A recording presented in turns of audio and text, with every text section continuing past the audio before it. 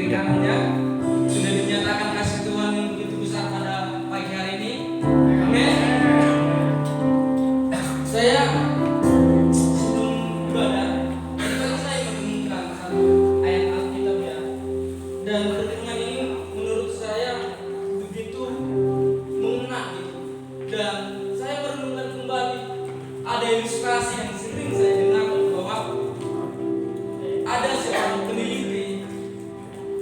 Peneliti ini meneliti suatu binatang yaitu tikus. Ada tikus dua nih, tapi yang kotaknya yang satu diisi air, tapi tidak dikasih cahaya. Dan kotaknya yang satu lagi itu dikasih air, tapi dikasih cahaya sedikit. Tapi perbedaannya itu besar banget bagi dua eksperimen ini. Yang tikus yang tidak diberi cahaya ini, tikus ini mati. Belum nyampe berapa menit dia langsung mati. Karena tikus ini tidak memiliki cahaya, tidak ada tujuannya, bahkan dia sangat gelisah gitu. Tapi tikus yang satu ini dia bisa melihat cahaya sekalipun itu sedikit. Dan saya merenungkan di dalam 1 Yohanes 1 ayat 7. Tetapi jika kita hidup di dalam terang, sama seperti Dia ada di dalam terang, maka kita beroleh persekutuan dengan orang lain, dan darah Yesus anaknya itu menyucikan kita daripada segala dosa. Amin. Ini perenungan saya tadi pagi, dan saya sangat terberkati oleh ayat ini.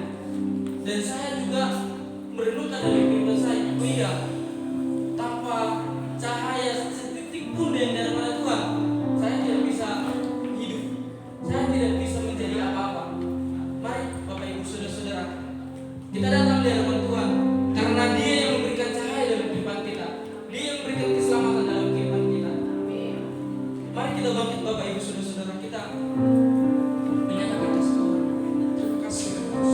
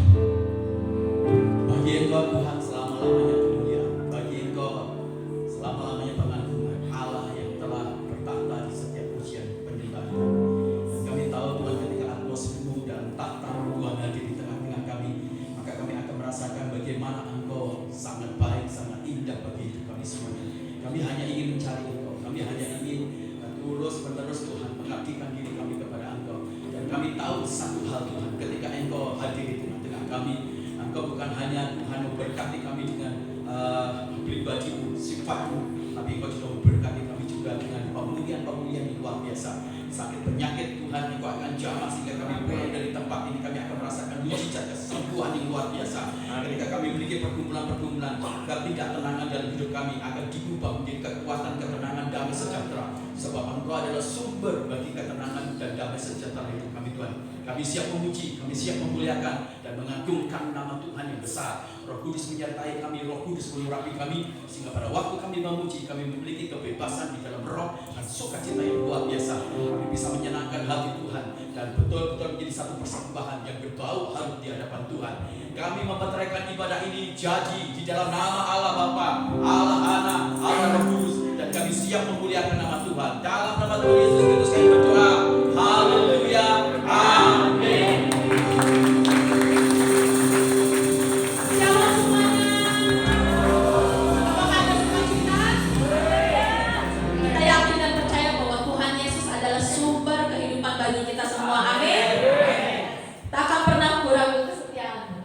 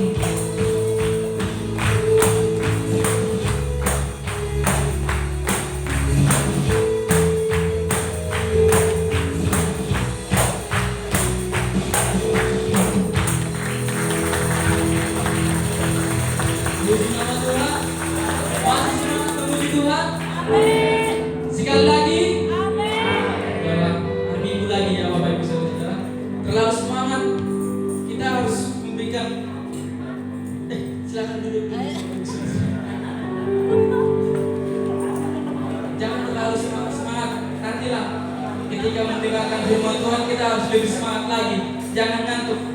Kita mau mendengarkan firman Tuhan. Mari Bapak Ibu Saudara-saudara, kita fokuskan hidup kita. Kita benar-benar membuka hati kita di hadapan Tuhan. Kita datang di hadapan Tuhan. Terima kasih.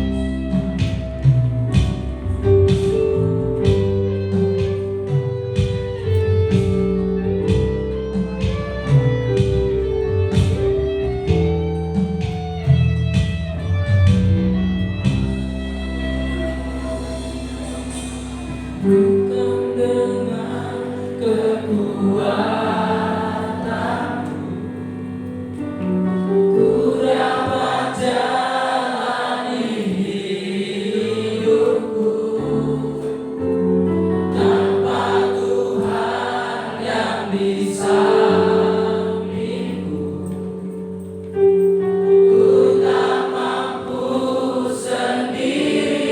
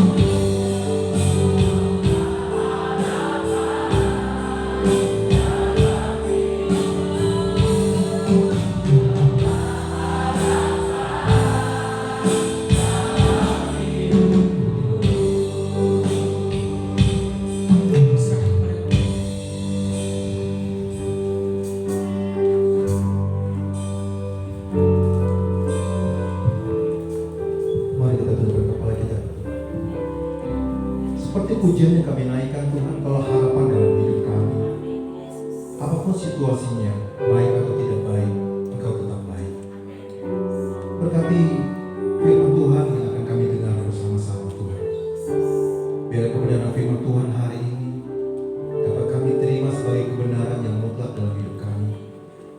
sehingga kami boleh berakar dalam kebenaran firman Tuhan, kami bertumbuh dalam kebenaran firman Tuhan, dan pada akhirnya kami menjadi orang-orang yang berbuah dalam hidup ini.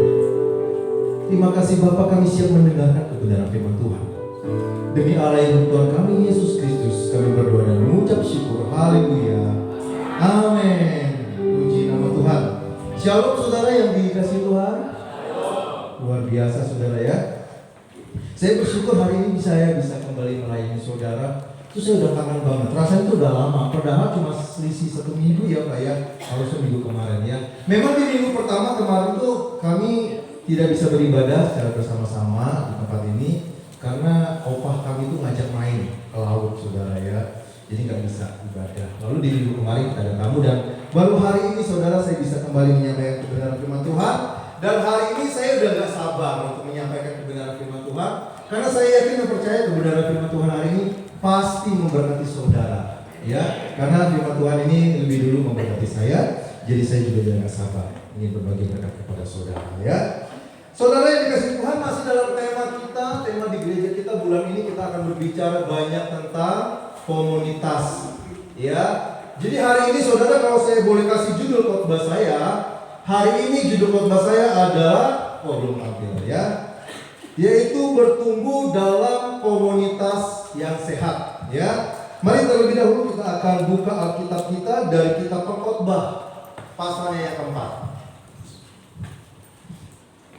Kitab Pengkhotbah pasalnya yang keempat, kita akan mulai baca ayatnya yang ke-9 sampai dengan ayatnya yang ke-12 aja, saudara ya. 4 ayat ya. Pengkhotbah pasal 4 ayat yang ke-9 sampai dengan ayatnya yang ke-12, demikian firman Tuhan. Berdua lebih baik daripada seorang diri, karena mereka menerima upah yang baik dalam jeripayah mereka. Karena kalau mereka jatuh, yang seorang mengangkat temannya. Tetapi wahai orang yang jatuh, yang tidak mempunyai orang lain untuk mengangkatnya. Juga kalau orang tidur berdua, mereka menjadi panas. Tetapi bagaimana seorang saja dapat menjadi panas?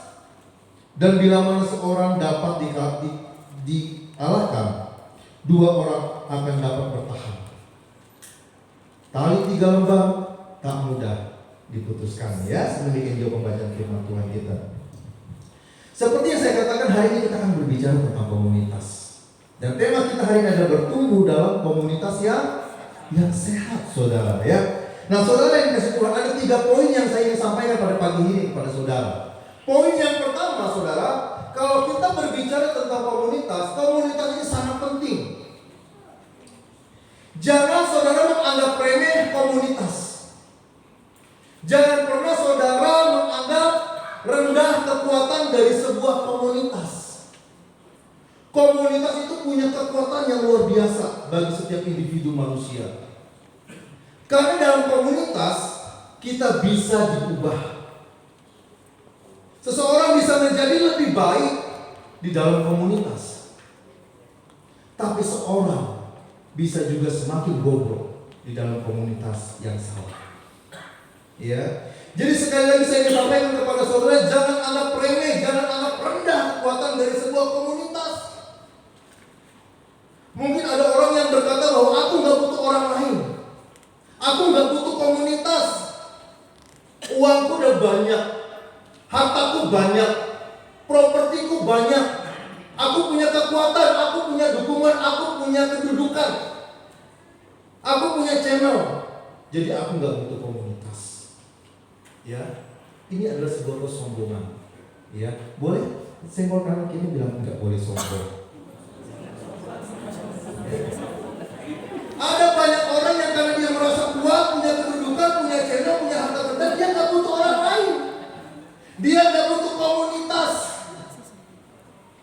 Tapi hari ini saya ingin sampaikan satu kebenaran kepada saudara. Saya catat di slide. Enggak peduli seberapa banyak uang saudara. Enggak peduli seberapa kaya saudara.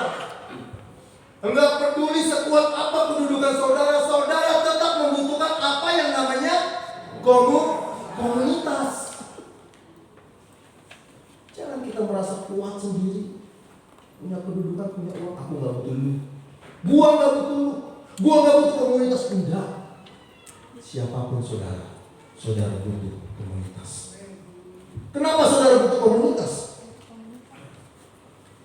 Kita tahu dan kita mengerti bahwa kita ini sebagai manusia diciptakan sebagai makhluk sosial. Apa artinya? Kita makhluk sosial, artinya kita tuh nggak bisa hidup sendirian. Apa arti uang saudara, kekayaan saudara kalau saudara hidup sendiri? Saya pernah melayani di pedalaman Kalimantan. Saya dapat uang saku. Saya sebelumnya tidak pernah berpikir tempat yang akan saya layani seperti apa. Nggak tahunya jauh banget saudara. Ya, dari Pontianak saya harus jalan ke Ngabang. Dari Ngabang saya jalan lagi ke Sosok.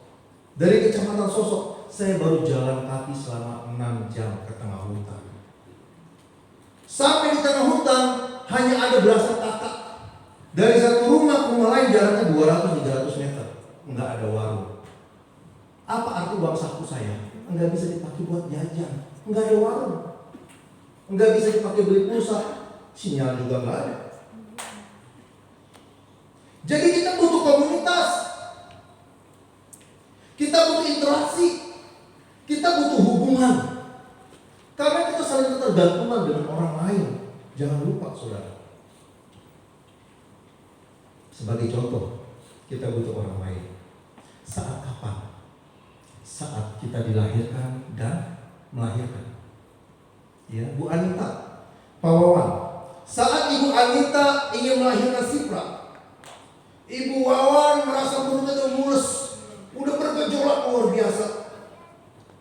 Bu Anita akan panggil, Pipi, cepet Pi. Pak Wawan sama Bu Wawan manggil Pipi Mimi atau apa? Jadi, oke. Anggap aja Pipi Mimi ya, kita anggap Pipi Mimi. Pipi, perut Mimi, Pi, tolong. Kira-kira apa yang dilakukan Pak Wawan? Cari pertolongan. Minimal, Pak, tolong. Istri saya melahirkan. Ayo cepat-cepat berkemas. Kira-kira ketika Ibu Anita sudah merasa mulus dan sudah gak tahan lagi ingin melahirkan seorang anak, Sipra, Pak Wawan akan cepat-cepat bawa istri Bapak kemana? Bengkel ketok magic. Dibawa ke klinik, bukan? Karena saat itu Bu Wawan butuh seorang dokter, butuh seorang di bidang. Jangan pernah lupa saudara. Kalau hari ini engkau punya ini, engkau punya itu, ketika engkau dilahirkan engkau butuh orang lain.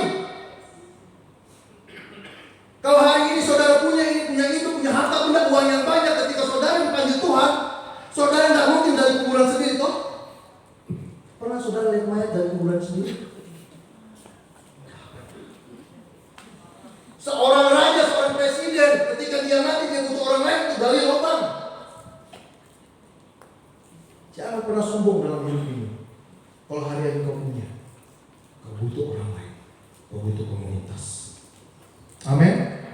Jadi ini poin pertama yang saya ingin sampaikan kepada saudara. Jangan pernah anggap remeh komunitas, karena komunitas punya kekuatan. Poin yang kedua yang saya ingin sampaikan kepada saudara. Hari ini judul khotbah saya bertumbuh dalam komunitas yang sehat. Dengan kata lain, kalau saya berbicara tentang komunitas yang sehat, artinya ada komunitas yang tidak sehat. Ada komunitas yang sakit. Nah, hari ini saya akan jelaskan kepada saudara secara singkat, padat dan jelas apa itu komunitas yang sehat, apa itu komunitas yang sakit, atau komunitas yang tidak sehat. Ya, kita akan belajar terlebih dahulu tentang komunitas yang tidak sehat. Apa itu komunitas yang sehat, yang tidak sehat? Komunitas yang tidak sehat adalah komunitas yang membuat potensi kita tidak berkembang. Kemampuan diri yang ada pada diri kita itu cenderung mengalami kemerosotan, bahkan mati dan tidak berfungsi. Mungkin saudara dan menurut saya dan berkata, Pak, memang saya ini nggak punya komunitas, Pak, nggak punya potensi. Saya ini memang nggak punya kemampuan, Pak. Enggak. Perhatikan baik. ketika Tuhan ciptakan saudara dan saya, Tuhan sudah tanamkan di dalam diri kita tentang potensi-potensi diri, kemampuan-kemampuan diri. Tetapi kenapa kita merasa kita tidak punya potensi? Kenapa terkadang dalam diri kita merasa kita nggak punya kemampuan? Karena kita salah masuk dalam komunitas. Komunitas yang tidak sehat akan membuat potensi diri, kemampuan diri di dalam hidup kita, di dalam diri kita menjadi tidak berkembang, menjadi lemah, mengalami kemerosotan, baik secara mental, karakter dan spiritual, enggak berkembang. Makanya Alkitab mewanti-wanti, saya mencatat di slide, saudara, ya. Alkitab mencatat bahwa pergaulan yang buruk merusak kebiasaan yang baik. Kita punya potensi, kita punya kemampuan. Dan di dalam hidup kita terkadang kita sudah mantap iman kita ikut Tuhan. Kita sudah semangat bergereja. Kita sudah semangat melayani, sudah menggebu-gebu untuk Tuhan. Tapi hanya gara-gara kita salah berkumpul dengan orang yang salah, dengan komunitas yang salah, lama-lama semangat kita dalam melayani Tuhan mulai kendor. Semangat kita di dalam memuji Tuhan mulai hilang. Sudah mulai malas dalam bergereja. Tadinya seminggu tiap minggu, salah dalam bergaul, salah dalam berkomunitas, mulai hilang di minggu pertama. Datang lagi minggu kedua. Bulan depan, minggu pertama, minggu kedua hilang. Datang lagi minggu keempat. Bergaul terus dengan yang salah. Lama-lama datang sebulan sekali. Lama-lama datang 2 bulan sekali. Lama-lama nggak kelihatan. Lama-lama datang setahun sekali pas tanggal 25 Desember. Kenapa bisa begitu? Awalnya semangat ikut Tuhan. Awalnya bergairah dalam pelayanan. Hanya karena salah dalam pergaulan, akhirnya apa yang baik di dalam diri kita, potensi yang baik di dalam diri kita, lama-lama kendor dan hilang. Jadi hati-hati di dalam berkomunitas. Beberapa minggu yang lalu, saudara mungkin mendengar satu berita di Megamendung, ada penggerbekan sebuah komunitas. Nama komunitasnya kalau nggak salah Big Star. Komunitas apa itu? Homoseksual. Hati-hati dalam berkomunitas. Ada banyak hal yang bertentangan dengan firman Tuhan, yang tidak sesuai dengan Alkitab. Punya komunitasnya. Ada komunitas LGBT. Ada komunitas orang-orang yang suka judi. Ada komunitas orang yang suka obat-obatan. Hati-hati. Saya pernah masuk dalam komunitas orang yang suka judi dan obat-obatan.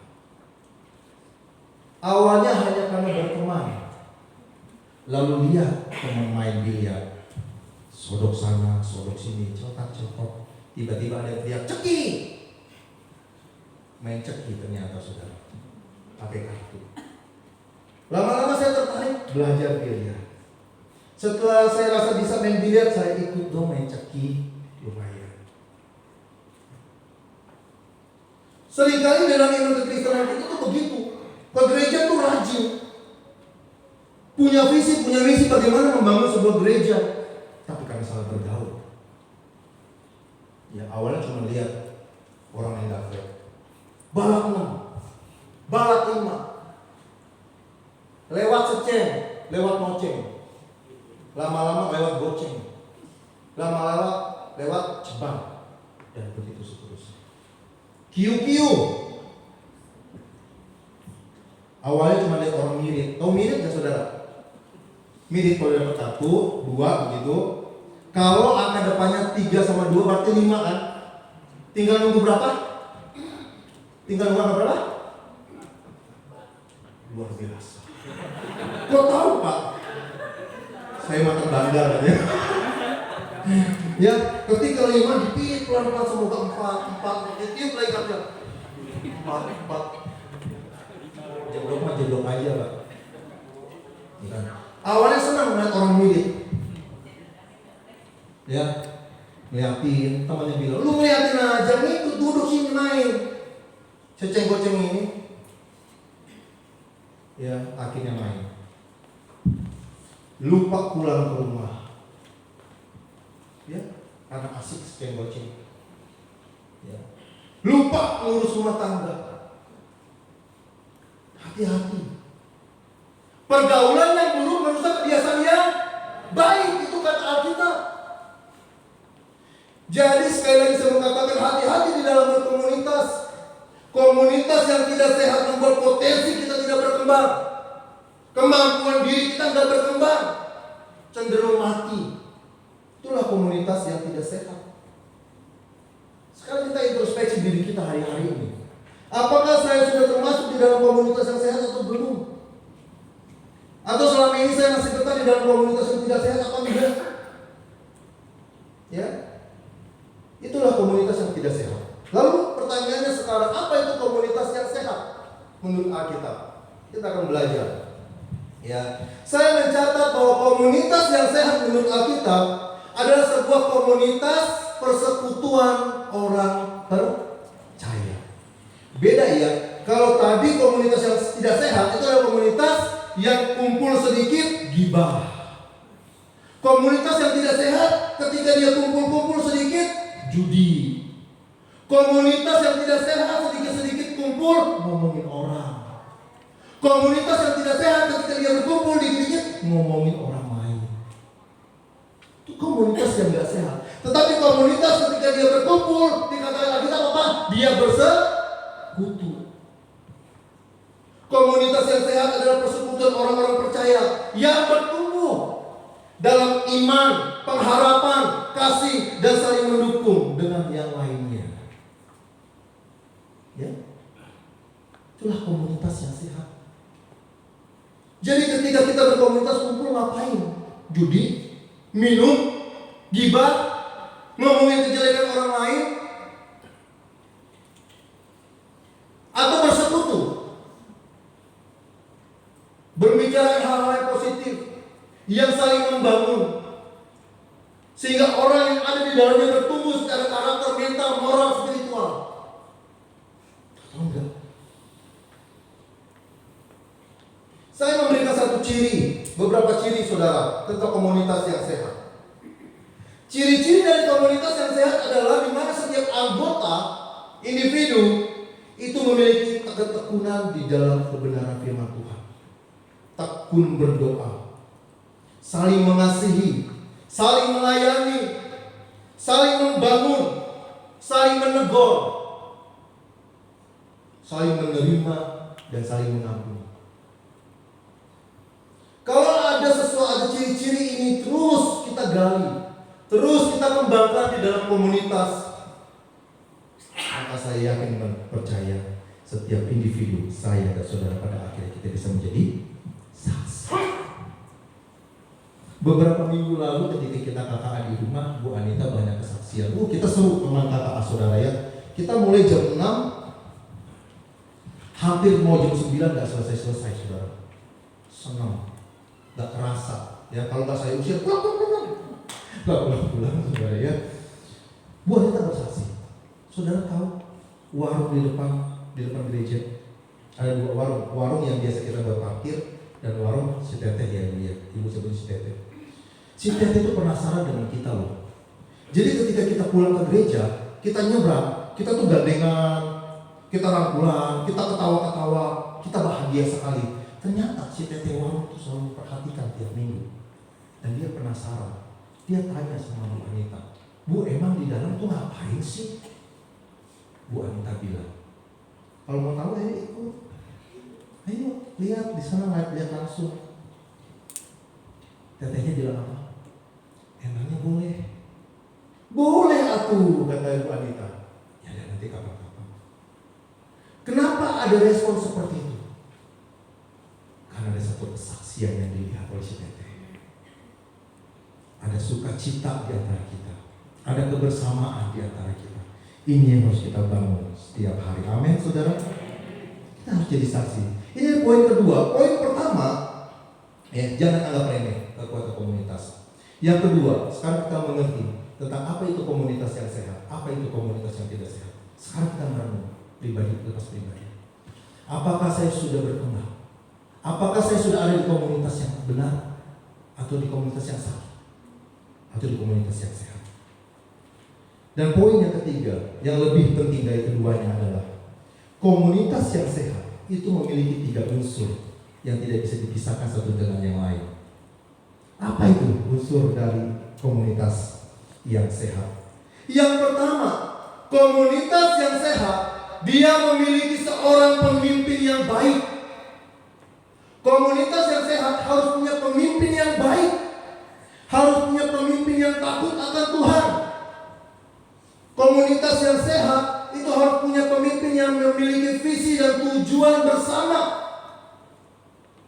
Harus punya pemimpin yang bisa mengarahkan anggotanya. Komunitas yang baik harus memiliki pemimpin yang bisa membimbing, yang bisa menyatakan kesalahan, menyatakan kebenaran. Ini unsur yang pertama dalam komunitas, harus memiliki seorang pemimpin. Kenapa ini penting? Karena dalam tujuan kita masuk dalam komunitas itu untuk dibimbing. Tujuan kita masuk di dalam komunitas itu untuk dimuridkan. Coba kita buka di dalam kitab Lukas. Mari kita buka di dalam kitab Lukas pasalnya yang keempat, saudara.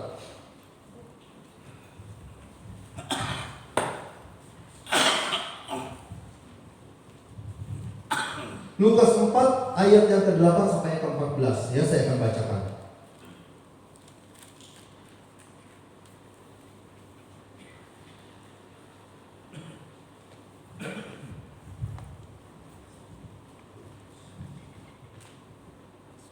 Lukas pasalnya yang ketiga, saudara ya.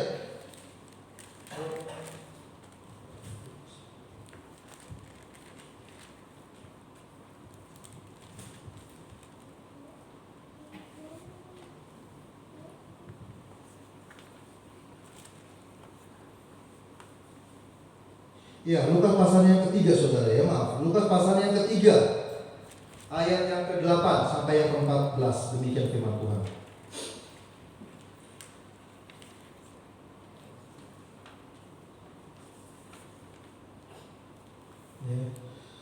Jadi sisa buah-buah sesuai.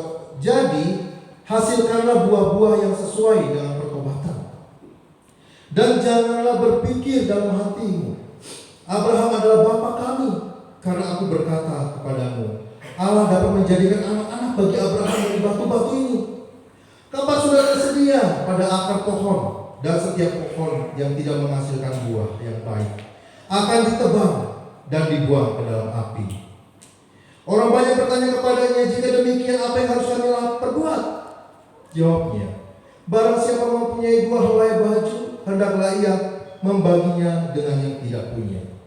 Dan barang siapa mempunyai makanan, hendaklah ia berbuat juga demikian. Ada datang juga pemungut cukai untuk dibaptis, dan mereka bertanya kepadanya, Guru, apakah yang harus kami perbuat? Jawabnya, jangan menagih lebih banyak daripada yang telah kutentukan bagimu. Dan prajurit-prajurit bertanya juga kepadanya dan kami, apakah yang harus kami perbuat? Jawab Yohanes kepada mereka, jangan merampas dan jangan memeras, dan cukupkanlah dirimu dengan gaji. Intinya Yohanes Pembaptis ingin berkata kepada komunitasnya yang sudah bertobat, yang sudah dibaptis, dia ingin berkata begini, berubahlah, berbuahlah. Setiap orang yang bertobat harus berubah. Setiap orang yang sudah menerima Tuhan Yesus harus berbuah.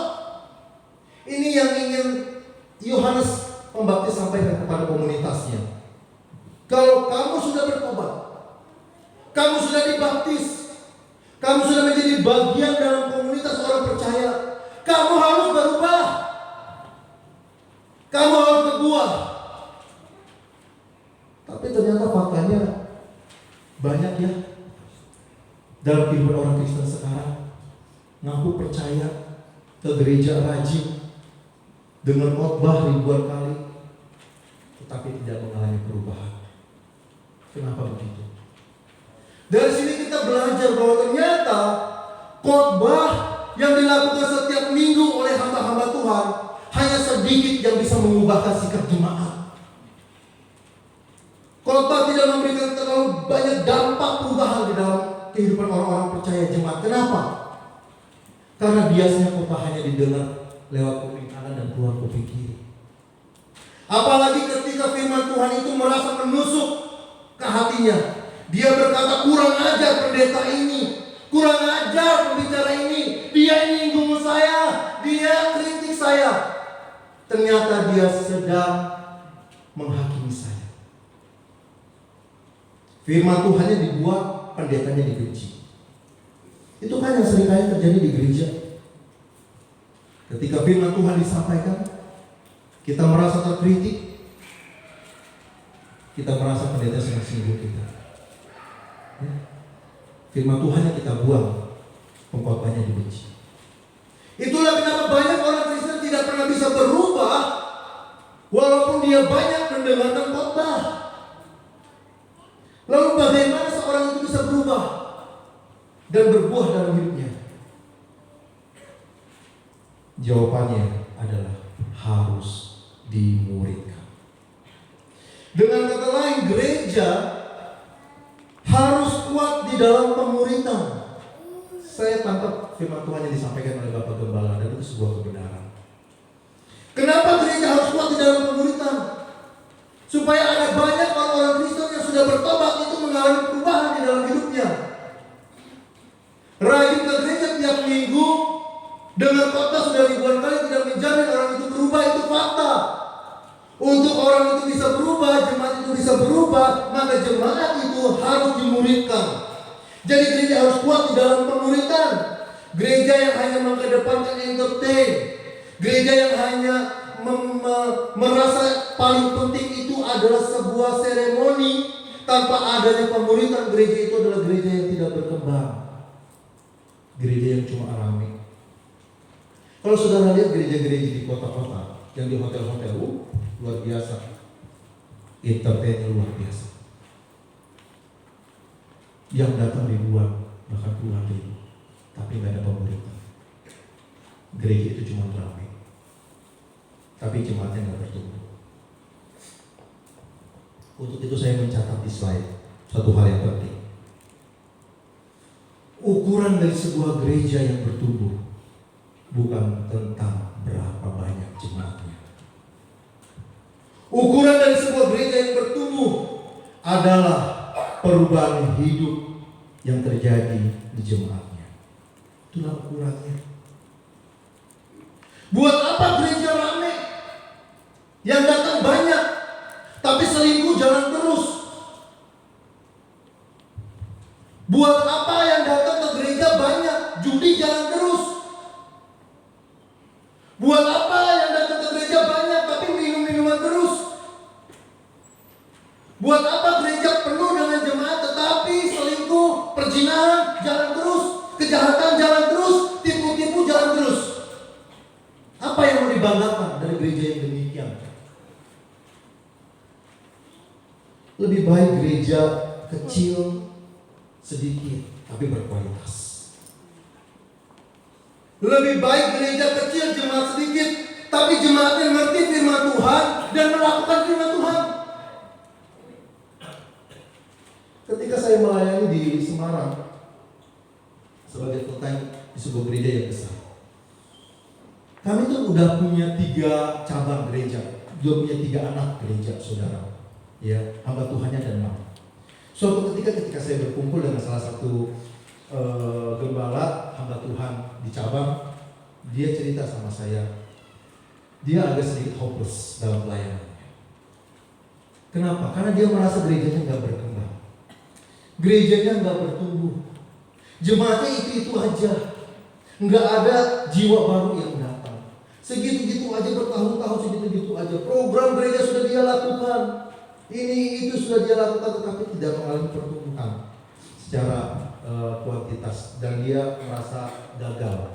Saya katakan gini, kalau Bapak mau gereja Bapak rame, itu gampang. Minggu depan Bapak bikin pamflet, besok bikin pamflet, tulis di situ. Ibadah minggu depan disertai dengan door prize. 1 unit motor, 2 unit sepeda, 1 unit kulkas. Saya yakin besok yang akan ratusan. Setuju dengan saya? Tapi apa artinya? Ya. Jadi lebih baik kita membangun suatu komunitas yang benar. Komunitas yang sehat, di mana setiap anggotanya cinta kepada firman Tuhan, ngerti kepada firman Tuhan dan melakukan firman Tuhan. Amin. Ini adalah unsur yang kedua. Yang pertama harus punya pemimpin yang baik. Yang kedua, kita harus punya orang-orang yang baik juga di sekeliling kita, saudara ya. Jadi yang pertama kita harus punya pemimpin. Unsur kedua, adanya orang-orang di sekeliling kita. Jadi unsur yang kedua di dalam komunitas yang sehat adalah kita punya rekan, kita punya sahabat, kita punya saudara yang bisa membackup kita, yang bisa menjadi punggung saat kita susah, yang menjadi penolong saat kita dalam kesesatan, yang menjadi penghibur di saat kita susah. Bukan sebaliknya, menjadi pembuli bagi sesama anggotanya. Bukan yang suka buka aib-aib orang lain, bukan yang suka jelek-jelekin orang lain, bukan yang suka jelek-jelekin kelompok orang lain. Di gereja kita ada KKA. Ada berapa grup? 4 ya Pak ya? 4 dan 4 ya. Kita harus masuk dalam komunitas itu, di mana komunitas itu saling menguatkan. Jadi komunitas yang sehat adalah di mana kita punya sahabat yang bisa menjadi saudara di dalam kesukaran. Ya, kalau kita buka di dalam kitab Mazmur pasal 17 ayat 17. Ya, kita buka Mazmur 17.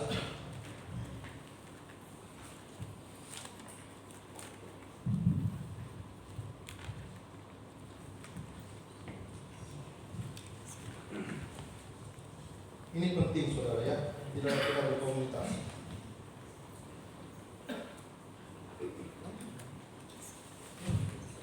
Mungkin Amsal saudara, saya salah catat saudara.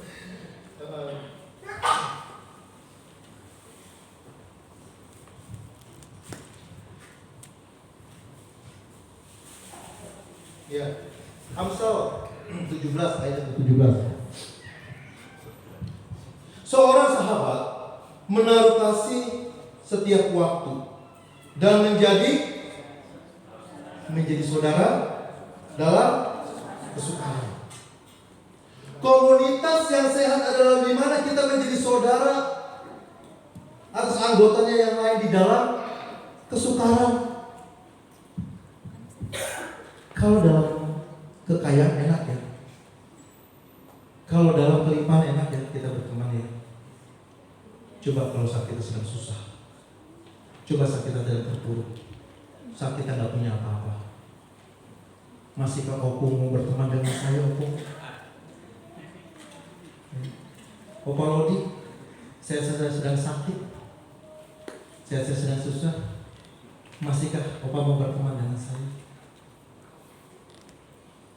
Komunitas yang sehat adalah komunitas di mana kita masing-masing anggota, masing-masing individu menjadi saudara dalam segala kesusahan, bukan cuma dalam kesenangan.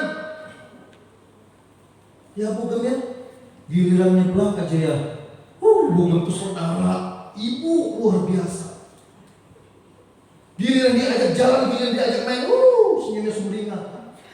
Luar biasa ibu gembala kita. Tapi apa yang terjadi ketika ibu gembala salah sedikit? Wah, media sosial penuh dengan caci maki saudara. Di Facebook, di Instagram, di TikTok, semua. Tapi gilirannya bilang, luar biasa. Menjadi saudara itu bukan cuma waktu enak, bukan waktu dalam kelimpahan, tetapi dalam kesusahan pun kita bisa saling mendukung. Itulah komunitas yang sehat. Dengan kata lain, komunitas yang sehat adalah komunitas yang bisa menjadi satu tempat bagi kita sebagai wadah keluarga. di mana kita bisa diterima tanpa harus dilecehkan. Di situ kita diterima tanpa harus dihakimi. Kita diterima di situ tanpa harus dibully. Kita bisa menceritakan segala keluh kesah kita tanpa harus takut apa yang kita ceritakan diceritakan ulang. Itu nggak boleh. Komunitas kita tuh harus sehat. Saya mau sampaikan kepada saudara hari ini, nobody perfect. Enggak ada orang yang sempurna, Pak. Enggak ada orang yang sempurna, Bu. Jadi kalau hari ini kita di dalam komunitas kita melihat orang yang memiliki kekurangan, itu bukan menjadikan dia sebagai objek untuk dibully. Kalau saudara melihat di dalam komunitas kita hari ini ada orang yang punya kekurangan, itu bukan dijadikan objek untuk disebarluaskan. Sebaliknya, apa yang menjadi kekurangan dari anggota kita masing-masing kita harus tutupi. Karena Alkitab berkata bahwa kasih itu menutupi, bukan membuka aib orang lain. Kalau kita melihat di dalam komunitas kita hari-hari ini ada orang lain yang kesulitan, dibantu, bukan dijadikan omongan. Tuh lihat si Jose Makitunya. Tuh lihat Bu Sokama, ampun. Emang Bu Sokama gitu. Masa saya emang udah tahu. No. Komunitas yang sehat adalah satu komunitas di mana kita diterima tanpa harus dibully, tanpa harus dijelek-jelekin, tanpa harus dihakimi. Itulah komunitas yang sehat. Jadi yang pertama, kita harus punya pemimpin yang baik, yang takut akan Tuhan, yang berhikmat. Yang kedua, kita harus punya saudara. 10 menit lagi Pak, masih banyak Pak. Masih 7 lembar lagi Pak. Ya. Yang ketiga, komunitas yang sehat di mana kita masing-masing anggotanya itu menjadi penuntun. Kita harus menjadi panutan. Kita harus jadi teladan. Kita harus jadi contoh. Sehingga di dalam komunitas yang sehat kita dituntut untuk hidup benar, bukan sebaliknya menjadi batu sandungan. Kita harus jaga sikap kita. Kita harus jaga perbuatan kita. Kita harus jaga perkataan kita. Supaya apa? Jadi kesaksian bagi orang lain. Seperti yang dialami oleh Teteh di depan. Itu prospekannya Bu Anita itu. Ya, semoga ya goal ya Bu Anita ya. Kita doakan. Saya akan tutup khotbah saya dengan 3 keuntungan kenapa kita harus berkomunitas dalam komunitas yang sehat. Ya, perlu dipahami saudara, menjelang akhir zaman, iblis itu kerjanya luar biasa. Menjelang akhir zaman, iblis itu kerjanya lembur. Dia akan berusaha keras untuk menyesatkan orang.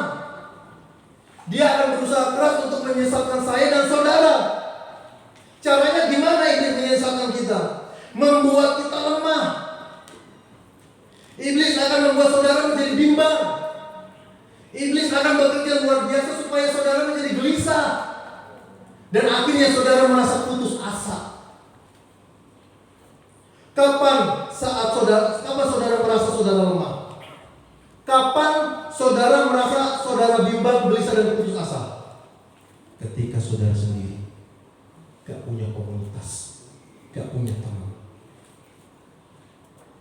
Orang yang gak punya teman, orang yang gak punya komunitas, orang itu akan gampang lemah, gampang bimbang, gampang gelisah, gampang putus asa. Kenapa pada akhirnya banyak keluarga-keluarga Kristen atau orang lain yang pada akhirnya kawin cerai, keluarga yang berantakan? Karena merasa sendiri, capek sorangan, ngurus anak, ngurus rumah, ngurus segala-galanya. Suami gak peduli, merasa sendirian. Kurang capek, aku capek sendirian, ngurus ini, ngurus itu. Lihat suami asik-asik aja, Betul. Ketika orang merasa sendiri, dia akan merasa capek sendiri. Dan pada akhirnya dia nyerah. Kalau emang udah gak bisa dipertahankan lagi, kita cerai. Dalam rumah tangga, dalam bisnis pun sama. Ketika kita bisnis, ketika kita dagang, omset yang tadinya jutaan tiba-tiba mengalami penurunan 900.000, 500.000, tiba-tiba 200.000. Kita merasa lelah, kita merasa capek, gak ada dukungan. Udahlah, tutup aja. Begitu kan?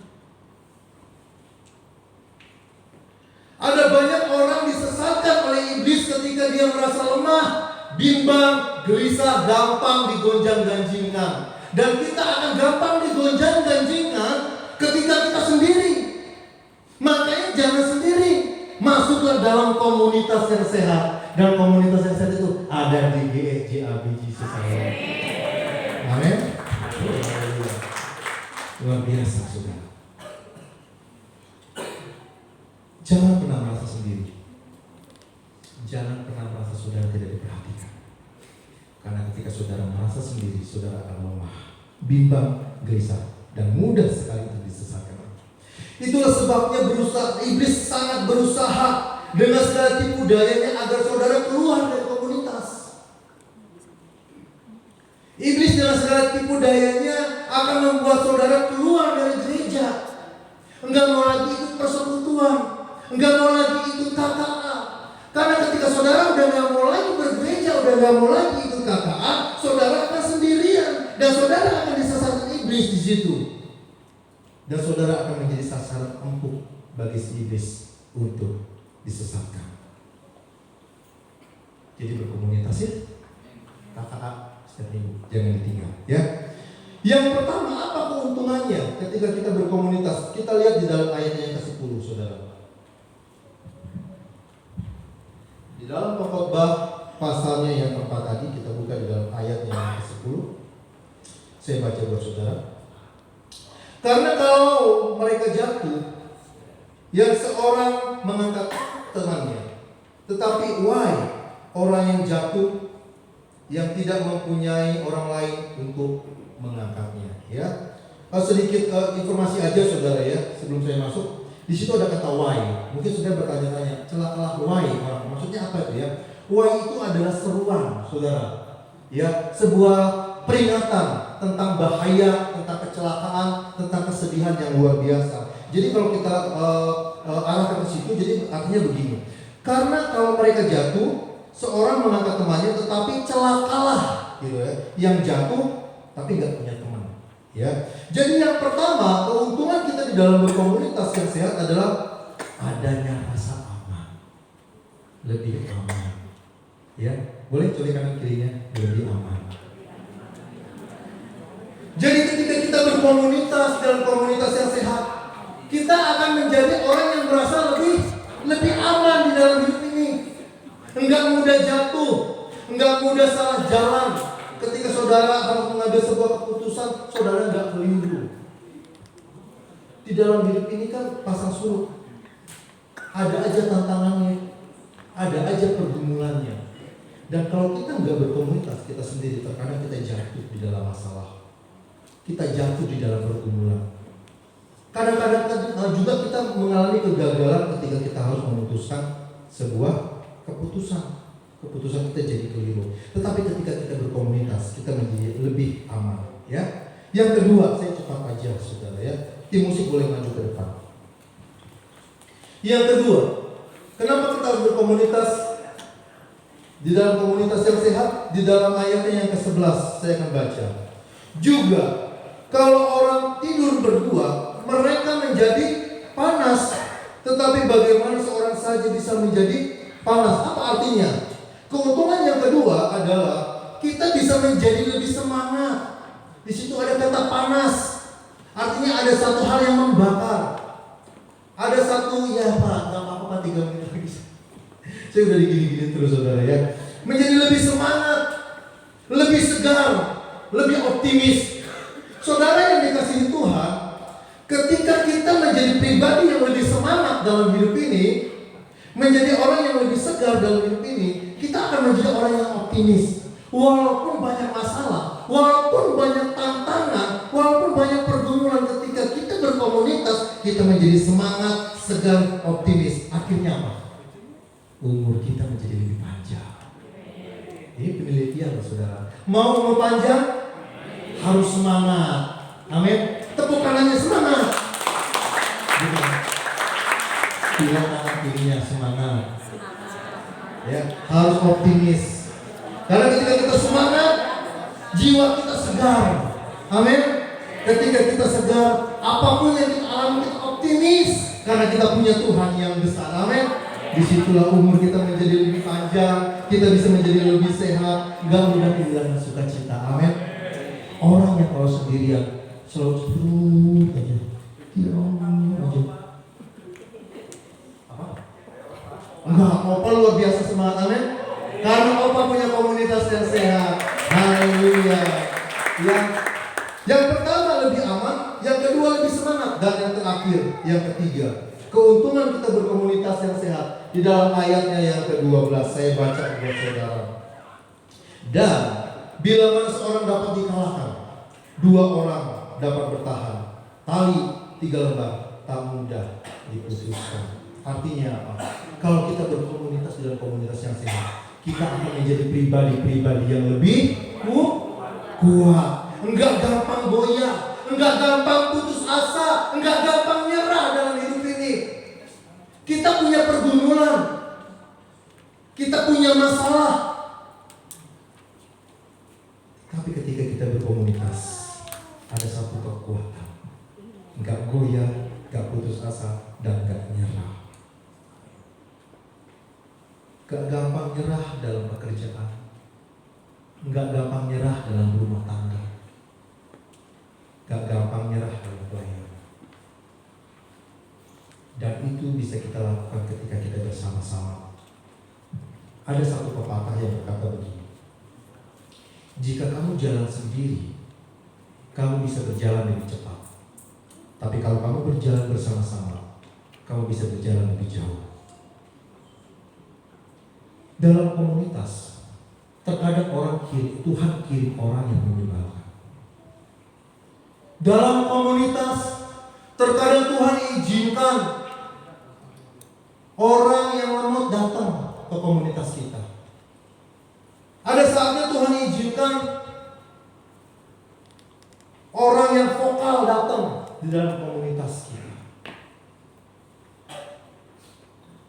Ada perselisihan, ada salah paham, tapi itu biasa dalam komunitas. Jangan hanya karena anggota lemot, udahlah, gue jalan sendiri aja, lama nungguin lu. Jangan hanya karena merasa ada orang yang tidak bisa diajak bekerja sama, kerjanya lama, dan kita pengen cepat-cepat lalu kita memutuskan, ya udah, kalau kamu nggak ikut saya jalan sendiri. Kalau saudara jalan sendiri, mungkin jalan saudara lebih cepat dari dia, tapi mungkin gak jauh. Tapi kalau saudara bisa melembutkan hati, saudara tetap mau berjalan bersama-sama dengan dia, walaupun pelan, jalan saudara menjadi lebih jauh. Saudara yang dikasihi Tuhan, terkadang kita menemukan banyak orang-orang yang menyebalkan dalam hidup ini, lalu membuat saudara, udahlah aku gak mau pelayanan sama dia, aku gak mau satu grup sama dia, dia terlalu menyebalkan. Dan disinilah kita dituntut untuk bisa saling menguatkan. Karena Alkitab bilang, besi menajamkan besi, manusia menajamkan sesamanya. Amin. Saya undang untuk kita bangkit berdiri, kita bergandengan tangan, saudara. Tidak terputus ya. Yang bagian tangan juga boleh bergandengan tangan, saudara. Hari ini kita mau jujur di hadapan Tuhan. Mungkin selama bertahun-tahun kita berkomunitas di gereja ini, saudara mungkin pernah sebel sama anggota. Mungkin dalam komunitas kita di tempat ini selama bertahun-tahun, mungkin saudara pernah kecewa dengan seseorang. Mungkin pernah kecewa dengan gembala. Gembala pernah kecewa dengan tim pelayan. Atau mungkin tim pelayan juga pernah merasa kecewa dengan rekan pelayanan. Saudara pernah sebel. Mungkin saudara pernah marah. Atau mungkin ada di antara kita dalam komunitas ini merasa dirinya terbuli di tempat ini dengan sesama. Atau mungkin saudara juga ada yang merasa bahwa saudara tidak dianggap di tempat ini. Saudara merasa dicueki karena kelemahan saudara. Tapi hari ini saya berdoa,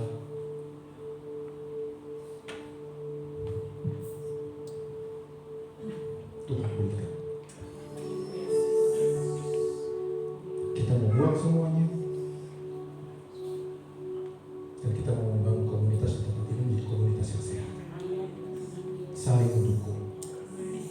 Nggak ada lagi saling bully, nggak ada lagi saling jelekin, nggak ada lagi saling buka aib.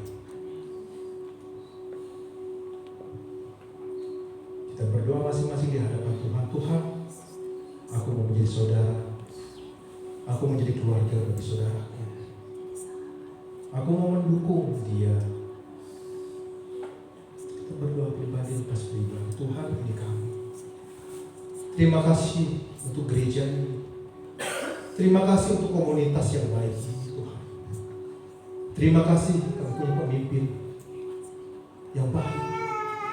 Terima kasih juga Tuhan sudah kirim saudara-saudara, keluarga.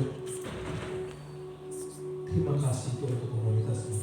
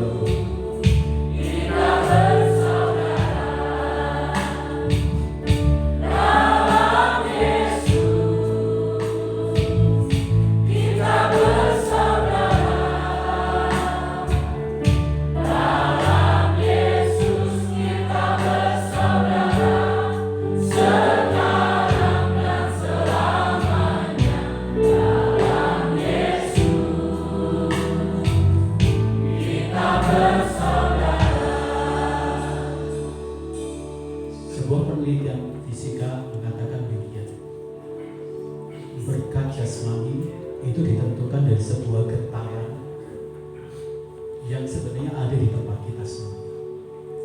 Kenapa kadang-kadang kita bekerja, kita sakit? Kenapa kadang-kadang kita menjadi begitu tidak berkembang dalam kapasitas? Semua orang itu mengeluarkan getaran. Frekuensi getaran itu menentukan baik atau tidaknya. Jadi kalau kita punya getaran yang buruk di pikiran, getaran buruk di emosi, maka kita tidak akan pernah mendapatkan sesuatu yang baik. Waktu kita bergandeng tangan bersama-sama dan kita disatukan oleh Roh, disatukan oleh cinta pengampunan, mari kita bentuk satu frekuensi getaran. Ini yang menentukan akhirnya alam berpihak kepada kita. Ini yang menentukan juga kemudian semua di ekosistem itu bergerak, menyediakan kapasitas yang besar, menyediakan sesuatu yang terbaik, menyediakan kesehatan, menyediakan hal yang indah, menyediakan tingkat berkat yang sangat besar luar biasa. Mari kembangkan frekuensi getaran yang bagus, seperti Yesus mati di atas kayu salib, mendamaikan dan mengubah getaran dosa menjadi getaran kasih karunia. Frekuensi ilahi, frekuensi surgawi kemudian mulai mempengaruhi. Itulah sebabnya mengapa kebenaran firman Tuhan berkata, semua orang yang ditanam di bait Allah, semua orang yang ditanam di dalam Kristus, di dalam Tuhan, maka mereka tidak akan pernah gagal. Mereka akan berhasil, mereka akan bertumbuh, mereka akan sehat, mereka tidak takut musim kering. Sebab mereka punya komunitas yang getaran frekuensinya itu selaras dengan Kristus, selaras dengan surgawi, selaras dengan kebenaran, selaras dengan cinta kasih, selaras dengan sesuatu yang baik. Engkau akan nikmati itu semuanya. Izinkanlah sesuatu yang benar, sesuatu yang baik. Kristus Yesus menguasai kita semua. Terima kasih hari ini diberkati oleh firman. Terima kasih untuk orang tua yang hebat di tengah-tengah gereja kami. Terima kasih untuk ibu-ibu yang luar biasa. Terima kasih untuk bapak-bapak. Terima kasih untuk kakak-kakak. Terima kasih untuk adik-adik. Terima kasih untuk anak-anak. Terima kasih untuk cucu-cucu. Terima kasih Tuhan. Kami hanya ingin gereja ini sehat. Kami hanya ingin gereja ini punya dampak yang bagus. Kami ingin gereja ini memberi terang panutan. Kami ingin ketika orang melihat gereja kami, mereka melihat Yesus yang ada bersama-sama dengan kami.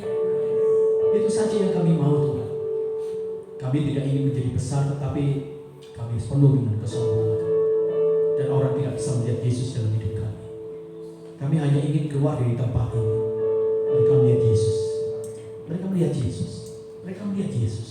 Dan mereka melihat Yesus. Sehingga mereka berkata, aku ingin seperti Engkau. Aku ingin menjadi dan masuk di dalam komunitas. Aku ingin bergabung dengan Engkau. Tuhan, terima kasih untuk firman-Mu. Kami diteguhkan, kami dikuatkan. Bahkan kami ditampar, kami ditegur. Terima kasih untuk firman-Mu, seperti api yang memurnikan, membersihkan. Terima kasih untuk firman-Mu, seperti palu yang menghancurkan. Dan itu yang membuat batu-batu yang keras kemudian menjadi satu pasir yang lembut. Terima kasih untuk firman-Mu, seperti air yang menyegarkan. Terima kasih untuk firman-Mu, seperti minyak yang menyembuhkan. Terima kasih untuk firman-Mu, seperti benih yang menumbuhkan. Terima kasih untuk firman-Mu Tuhan, yang membawa kami makin hari makin menjadi baik, menjadi baik. Satu saat kami akan meninggalkan satu legasi. GSJ dipenuhi oleh orang-orang yang murah hati, orang yang penuh kasih, orang yang cinta, orang yang pendamai, orang yang rukun, orang yang menjadi berkat, orang yang murah hati. Satu keluarga yang indah, satu keluarga yang peduli, satu keluarga yang membangun, satu keluarga yang meningkatkan kualitas, satu keluarga yang mencetak sejarah dan membuat jalan-jalan buat keturunan-keturunan mereka semuanya. Dari generasi di generasi, mereka menemukan jejak dari orang tua yang benar. Dari generasi demi generasi, mereka menemukan jejak kebaikan. Dari generasi demi generasi, mereka menemukan orang-orang yang tulus. Dari generasi demi generasi, mereka menemukan hati bapa, hati ibu, hati kakak, hati adik, hati keluarga,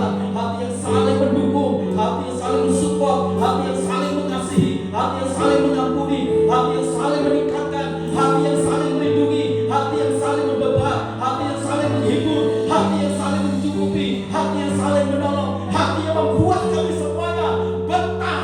Dan karena kami temukan satu Tuhan yang indah di gereja ini Tuhan. Terima kasih untuk firman-Mu.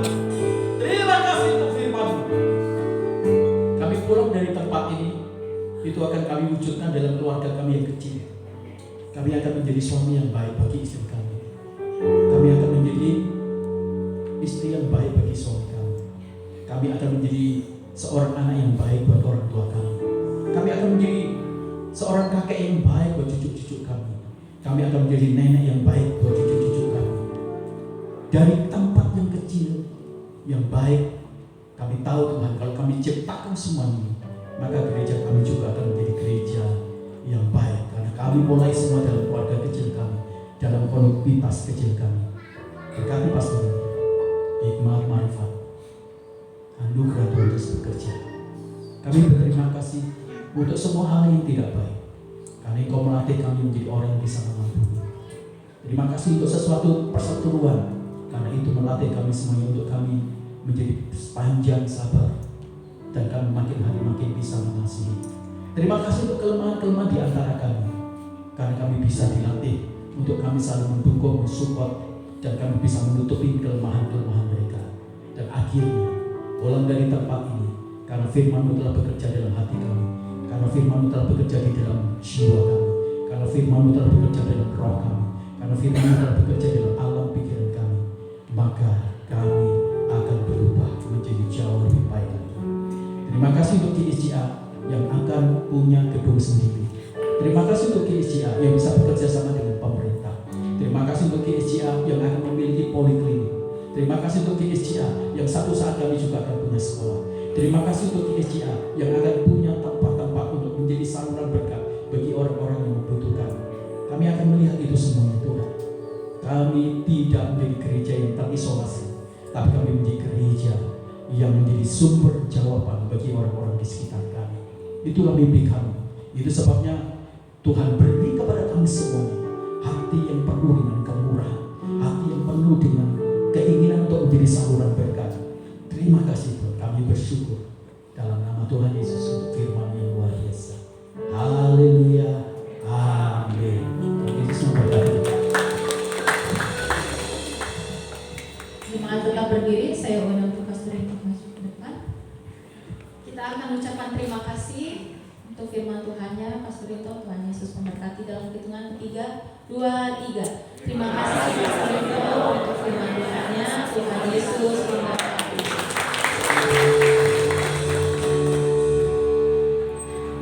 Kita akan persiapkan persembahan kita yang bertugas boleh maju ke depan.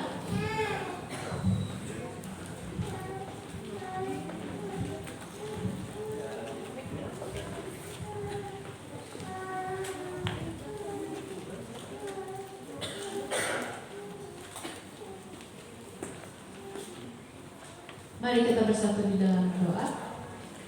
Kembali Bapak, kami mengucap syukur Tuhan Yesus. Terima kasih Tuhan untuk firman-Mu yang telah Kau sampaikan pada kami Tuhan Yesus.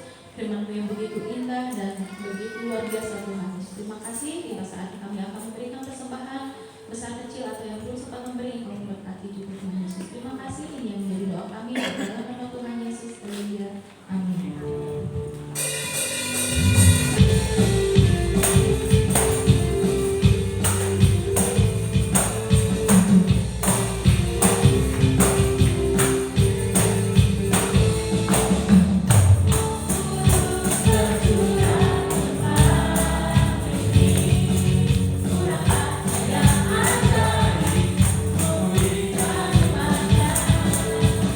Oh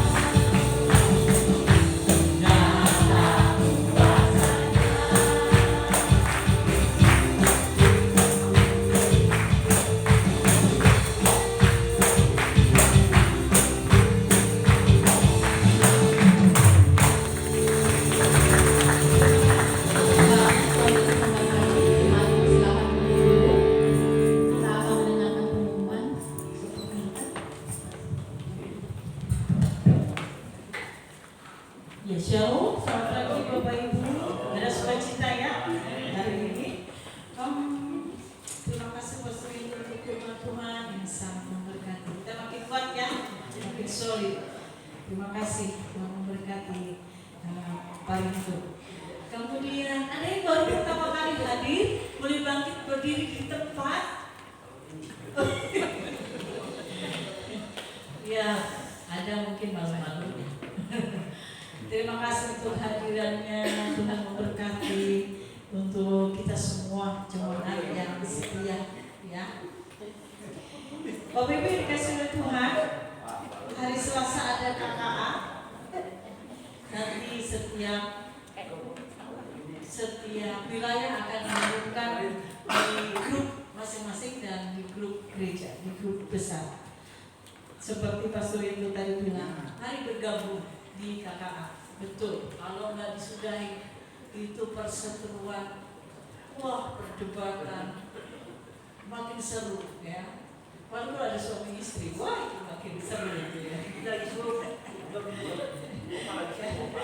Nah, ya, jadi mari dari Bapak Ibu Saudara yang belum bergabung di Komsel, silakan bergabung di area terdekat, ya, untuk kita bisa tumbuh mengasah kekuatan kasih dan iman kita di dalam tubuh Kristus, ya.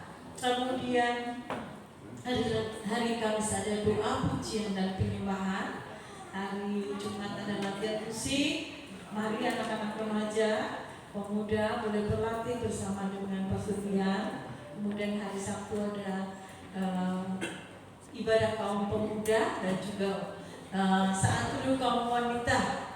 Minggu ini akan dipimpin oleh Ibu Sandika. Bapak Ibu, ada satu lembar formulir janji iman kecil, Bapak Ibu, maaf, yang kecil begini di depan di meja penerima tamu. Nah, bagi Bapak Ibu keluarga yang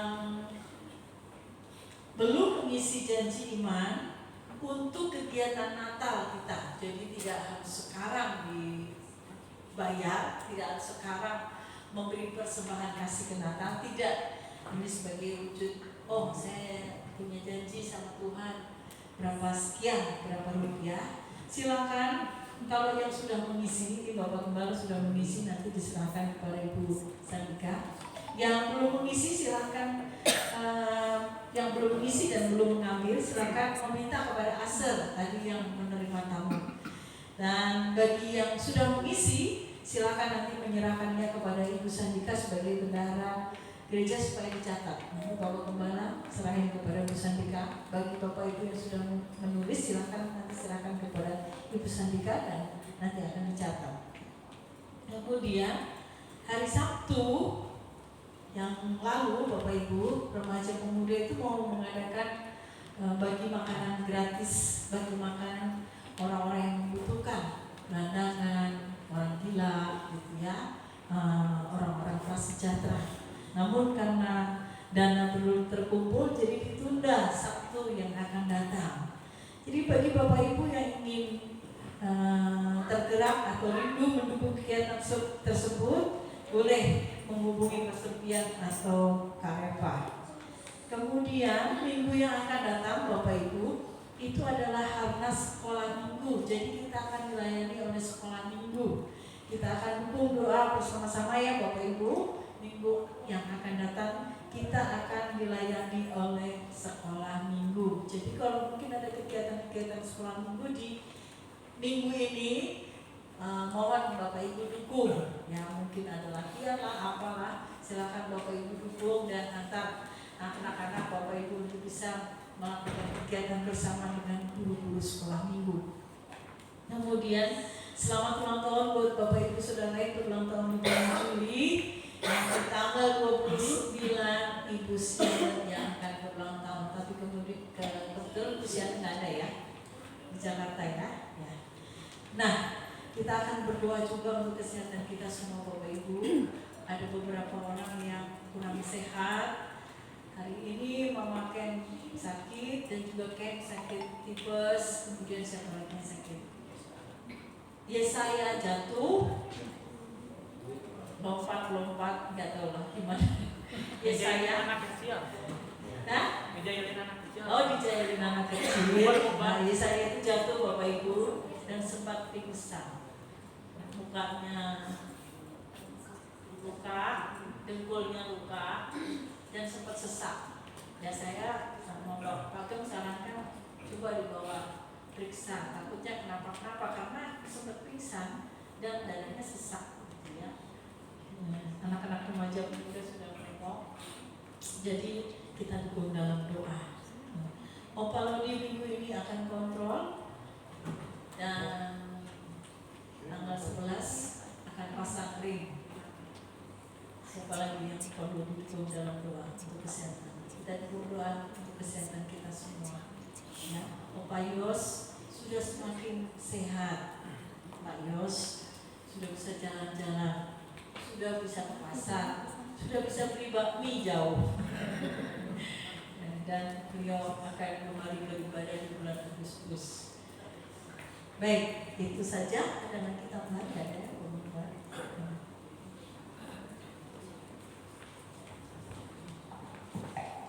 Saudara, makin menarik kalau kita ada di komunitas ya. Kami waktu di komunitas bersama-sama keluarganya Pak Cahaya, saya senang sekali melihat mereka ya itu waktu mereka berdebat begitu. Tapi debatnya juga itu sukacita banget. Ada kelemahan-kelemahan, tapi mereka tertawa dan kita bisa menimbulkan masing-masing. Yang kedua itu saya ada Michael ada di sini. Michael ada. Saudara tahu Ci Acen ya. Dia punya anak cantik semua.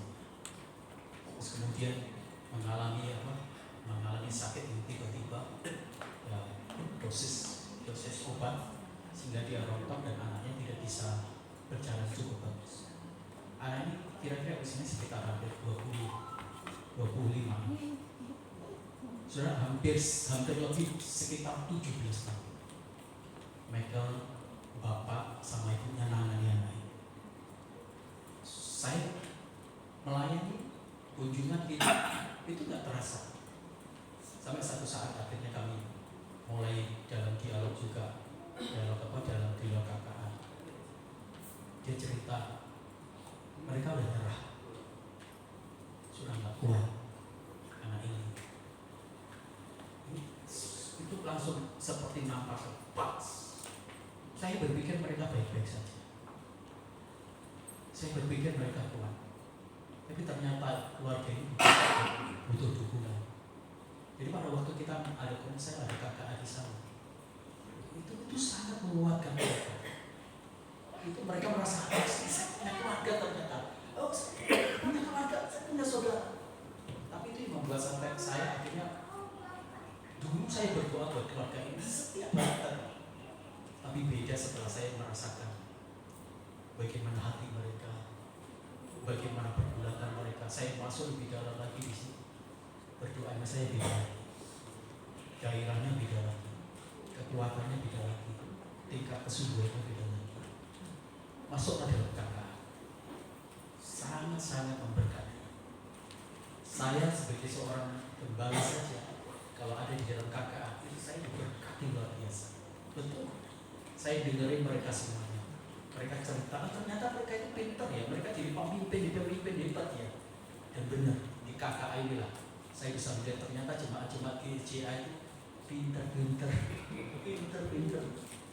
Jadi Opung masuklah di KKA. Mana Opung Indra? Masuk di KKA lagi. Ya, semangat luar biasa. Terus gini Bapak Ibu, tahu enggak? Saya itu paling suka kalau anak-anak remaja pemuda itu di pastor. Kalau mereka ngumpul gitu, itu saya suka sekali. Mereka itu bercanda, mereka berbicara. Tapi saya juga lihat mereka juga sering bersitiga salah paham. Tapi yang saya suka adalah mereka punya kemampuan ternyata menyelesaikan dan anak-anaknya tetap rukun. Jadi bagi saya, kalau saya melihat gereja kita itu makin hari makin kuat. Cerita tentang kita ada di hotel ini, itu akan menjadi cerita masa lalu. Karena kita akan punya gedung. kita akan punya tanah. Sebab di mana ada kerukunan, sebab di mana ada cinta kasih, sebab di mana ada kesatuan. Berkat harus diperintahkan Tuhan untuk mengejar gereja kita. Amin. Jadi masuklah di KKA. Saya berharap jadi ketua pembina WPN KKA bisa ada kesaksiannya setiap minggu ya, supaya dikuatkan ya teman-teman kita di KKA. Kalau Pak Markus itu semangat, yang diam di ini ya, seperti pastor itu tadi cerita Bunita, ini kan membangun banget gitu ya. Jadi tolong dipikirkan juga untuk bisa kesaksian KKA ya. Terima kasih, itu saja dari saya.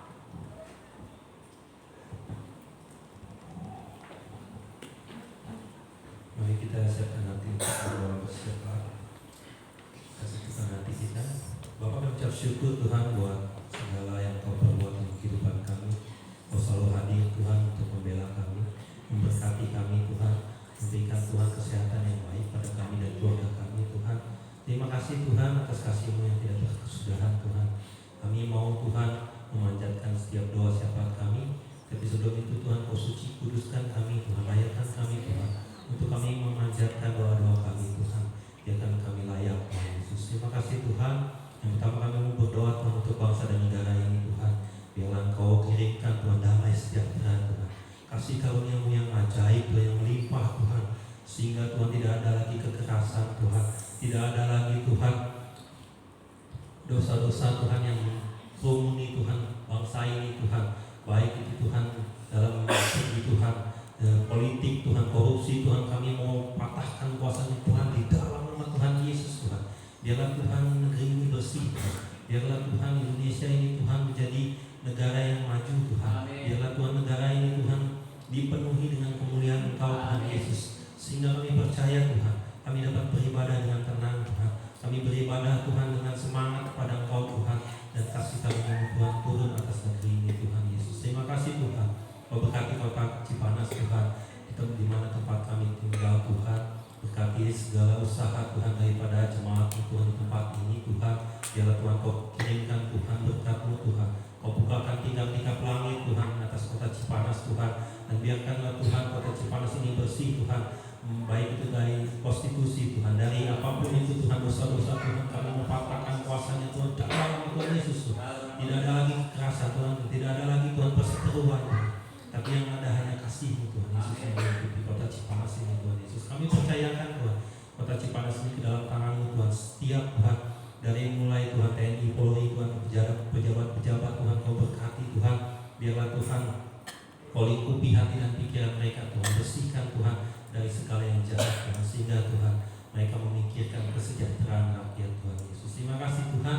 Kau berkati GSD Biji Sesawi Tuhan Yesus, yang semakin hari kami percaya Tuhan bahwa tangan-Mu sedang mereda Tuhan, perbuatan yang ajaib bagi kami Tuhan Yesus.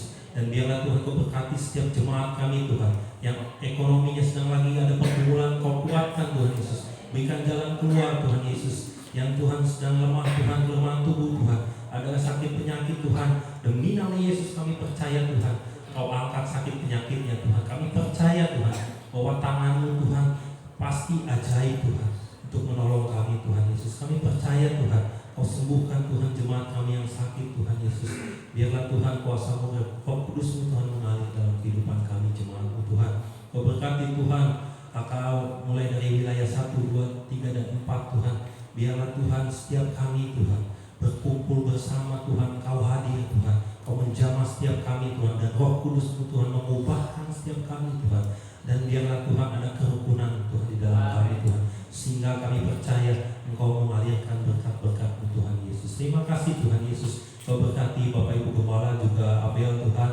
Biarlah Tuhan Kau berikan hikmat, marifat Tuhan, kekuatan, kesehatan Tuhan, damai sejahtera Tuhan, kekuatan yang ajaib daripada-Mu Tuhan, sehingga Tuhan semakin hari Tuhan kami digembalakan dengan baik Tuhan oleh tangan pengasihan-Mu Tuhan Yesus. Terima kasih Tuhan. Kau berkati juga tim pelayanan Tuhan. Biarlah Tuhan yang melayani Engkau Tuhan, berikan pada kami Tuhan hati yang rendah hati Tuhan, hati yang mau berkorban Tuhan, hati yang mau Tuhan terus satu sama lain melayani Tuhan Yesus. Kami percaya Tuhan bahwa Engkau ajaib Tuhan, Engkau selalu mau Tuhan menolong kami Tuhan Yesus. Terima kasih Tuhan. Kami serahkan Tuhan doa-doa kami Tuhan, biarlah Tuhan Engkau doa kami Tuhan. Engkau yang akan memberikan pada kami Tuhan gereja yang permanen bagi kami Tuhan Yesus. Terima kasih Tuhan, Kau berkati juga Tuhan persiapan Natal kami Tuhan. Apapun yang kami persiapkan Tuhan, Engkau yang cukupkan Tuhan Yesus. Terima kasih Tuhan. Terpuji Engkau Yesus Tuhan, kekal untuk selama-lamanya. Haleluya. Mari keluarga yang kasih dan Tuhan kita berdiri bersama-sama. Anugerah Tuhan yang besar yang menyatukan kami, anugerah Tuhan yang besar yang menyelamatkan kami, anugerah Tuhan yang terus-menerus menyertai dan memberikan kepada kami kepastian berkat-berkat rohani dan jasmani, sehingga kami tidak kekurangan kebajikan, tidak kekurangan kebaikan, tidak kekurangan sesuatu yang baik, bahkan kami juga tidak kekurangan hal-hal yang jasmani. Sekalipun kami tahu Tuhan ke depan begitu banyak prediksi-prediksi sepertinya buruk, tapi kami tidak hidup di bawah situasi, tapi kami hidup di bawah janji Tuhan yang benar. Engkau adalah Allah yang Immanuel menyertai kami. Engkau adalah Allah yang providen bagi kami. Kalau Engkau bisa menyertai orang-orang Israel di padang gurun, di mana tidak tersedia semua dukungan suplai, tetapi mereka berjalan bersama dengan Engkau dan mereka dapat menikmati segala sesuatu yang mereka butuhkan. Seperti itu juga kami percaya bahwa Tuhan Allah kami akan menyertai kami, bukan hanya kehadiran-Mu, bukan hanya pribadi-Mu yang menyegarkan jiwa kami, tapi juga berkat dari jasmani dari-Mu yang menyegarkan tubuh fisik kami. Kami Tuhan akan percaya terus-menerus kepada Tuhan Allah kami yang tidak pernah ingkar janji. Akhirnya keluarga yang kekasih dalam Tuhan, angkat keberkahan dan terima berkat Tuhan. Kasih sayang dari Allah Bapa kita lewat anaknya Tuhan Yesus Kristus yang telah mati di atas kayu salib, menebus segala dosa dan kutuk kita semuanya, sehingga kita berada di dalam anugerah kesetiaan Tuhan dan berkat Tuhan yang besar luar biasa. Dan persekutuan dengan Roh Kudus yang menguduskan kita dari hari ke hari, sehingga kita tidak bercacat celah di hadapannya dan layak menjadi mempelai Kristus di waktu-waktu kedatangan Tuhan yang kedua kali. Dan itulah sebabnya Tuhan memberkati keluargamu, diberkatilah suamimu, diberkatilah istrimu, diberkatilah anak-anakmu, diberkatilah semua orang yang tinggal di dalam keluargamu oleh Tuhan. Diberkatilah usahamu, apa saja yang dikerjakan oleh kedua tanganmu diberkati oleh Tuhan. Tuhan membuatmu cakap, Tuhan memberikan mitra-mitra yang hebat, sehingga engkau tidak kekurangan dalam banyak bisnismu. Tuhan memberkati masa depanmu dan masa depan keturunanmu. Tuhan memberkati kesehatanmu. Keluar masukmu engkau akan menemukan pintu berkat Tuhan saja. Damai sejahtera dari Allah Bapa menyertai kita mulai hari ini sampai fajar Maranatha menjemput kita. Kita akan bersama-sama dengan Dia di dalam kerajaan surganya yang kekal. Dan ulanglah, bagikan berkat rohani, berkat jasmani kepada orang yang belum percaya kepada Yesus, supaya mereka melihat Yesus yang ada di dalam hidupmu dan beritakan Injil. Maka Tuhan akan menyatakan tanda-tanda ajaib di dalam hidupmu. Di dalam nama Tuhan Yesus Kristus saya berdoa. Haleluya. Amin.